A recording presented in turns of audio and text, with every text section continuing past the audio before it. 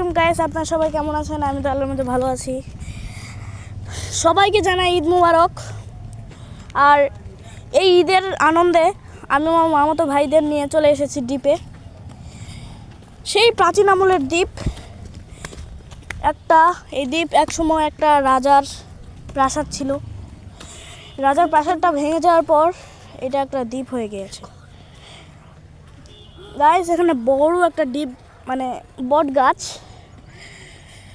Guys, এই দ্বীপটা অনেক ভালো। এই দ্বীপ থেকে আমাদের বাসা দেখা যায়। আর এখন আমরা দ্বীপে উঠতেছি। গাইস, আমরা সবাই ক্লান্ত। আমরা এত কষ্ট করে ভিডিও বানাই, আপনারা সবাই লাইক করবেন। আমরা আপনাদের আজকে দ্বীপটা পুরোটাই ঘুরে দেখাবো। এই যে এখানে একটা 32, 40, 17 এম কি জানি না, আপনাদের জানা থাকলে কমেন্টে জানাবেন।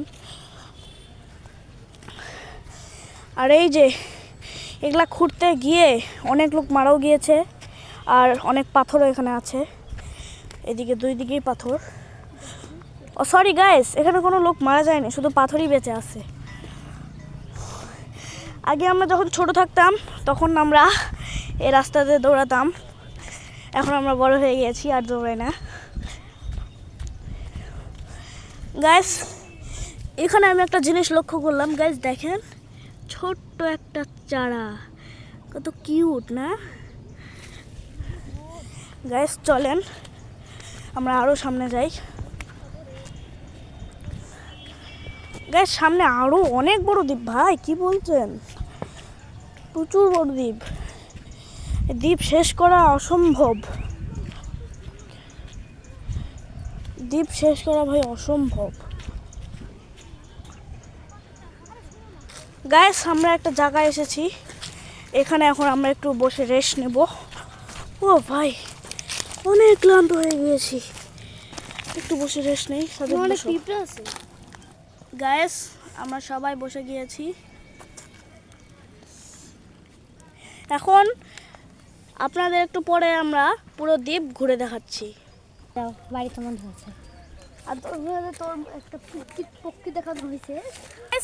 আমি এখানে একটা মধুফুল পেয়েছি, টেস্ট করি কেমন। ওয়াসাম গাইস, আপনাদের বাসায় যদি কারো মধুফুল থাকে আমাকে অবশ্যই জানাবেন। আর আমি বড় একটা মধুফুল খাচ্ছি। ও গাইস দেখেন, আমরা আরেকটা ফুল পেয়েছি। এই ফুলের নাম কি আমরা জানি না, আপনারা জেনে থাকলে অবশ্যই কমেন্টে জানাবেন। গাইস দেখেন, আপনাদের ফুলটা দেখাই।